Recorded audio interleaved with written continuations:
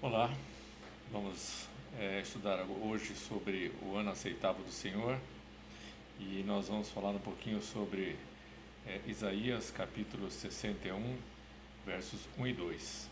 Inicialmente vou ler o verso 1 e diz o seguinte: O Espírito do Senhor, Jeová, estava sobre mim, porque o Senhor me ungiu para pregar boas novas aos mansos, enviou-me a restaurar os contritos de coração, a proclamar liberdade aos cativos e abertura de prisão aos presos. Então, esse verso aqui de Isaías, aliás, o capítulo 61 de Isaías, ele vem trazendo a redenção e a justiça ao seu povo e retrata sobre a história do Messias. Ungido, né? É uma palavra recorrente na Bíblia, e ungir significa separá-lo para um ofício ou missão particular. Então nós temos vários tipos de ungido, né? Abraão foi ungido, né? E nós temos também, no caso aqui de Jesus, ele foi ungido pelo próprio Espírito Santo para fazer o trabalho que ele foi separado para fazer.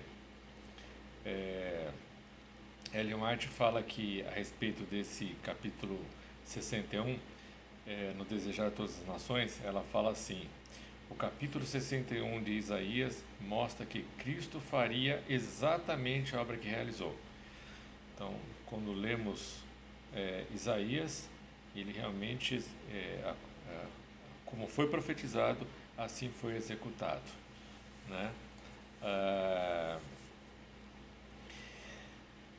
O capítulo, vamos lá, o versículo 1, né, que fala sobre como Jesus deveria ser realmente o Messias, fala como o que ele deveria fazer, e isso retrata um pouquinho sobre nós como igreja, como deveríamos ser um tipo de Messias, né, entre aspas, porque a nossa ação que nós devemos ter aqui seria justamente essa, de pregar boas novas aos quebrantados, curar os quebrantados de coração, proclamar libertação aos cativos e pôr em liberdade os algemados. Isso tudo em relação ao pecado, né? Porque a humanidade hoje sofre pela primeira ação do pecado na raça humana, né? E o que nós precisamos fazer para a nossa vida diária é ter em mente imitar, ser semelhante, fazer as mesmas coisas que Jesus fazia, né? O capítulo 1 e 2, Jesus interpreta que ele é ungido, e se nós formos recordar na nossa mente, lá em Lucas 4:21, Jesus estava em Nazaré, e ele foi, como era o costume dele, ir à igreja, ir na sinagoga, e foi dado para ele ler um livro. E justamente o livro que foi dado para ele foi Isaías. E ele abriu justamente nesta passagem de Isaías 61, 1 e 2. E é onde a gente entra agora no versículo 2, que diz assim, depois de ter lido, né, qual seria a missão dele, né, que ele faria, ele fala lá no verso 2: apregoar o ano aceitável do Senhor. E aqui no verso ele não leu, mas está aqui, né, a continuação: e o dia da vingança do nosso Deus, ao consolar todos os tristes. O ano aceitável do Senhor, que é gostoso a gente ter esse conceito, né, do ano aceitável do Senhor, porque lá quando a gente lê Levíticos 25:10, a gente tem uma noção do que acontecia na época que foi dado esses versos lá para o povo de Israel, né? Então, verso 10 diz assim, vamos lá: e santificareis o ano 50º e apregoareis liberdade na terra a todos os seus moradores. Ano de jubileu vos será, e tornareis cada um a sua possessão, e tornareis cada um a sua família. O pecado muitas vezes nos separa de Deus.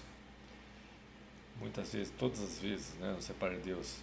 Quando deixamos de estar ao lado de Deus, cometemos coisas equivocadas, né? E esse Levíticos, é o que ele está falando aqui sobre o ano aceitável do Senhor, é que Jesus estando aqui na terra, ele proporcionaria este ano aceitável, essa libertação, né? E lá na época de Levíticos, durante todo o período, as pessoas se colocavam em dificuldade, dívidas, e acabava se submetendo a uma escravidão ao seu Senhor. E a orientação que tinha lá em Levíticos era que no 50º ano, né, seria no dia da expiação, ao tocar da trombeta, as pessoas seriam libertas, né, dessa sentença, né, desse jugo. E então os filhos voltariam aos pais, as terras seriam devolvidas para uma nova oportunidade.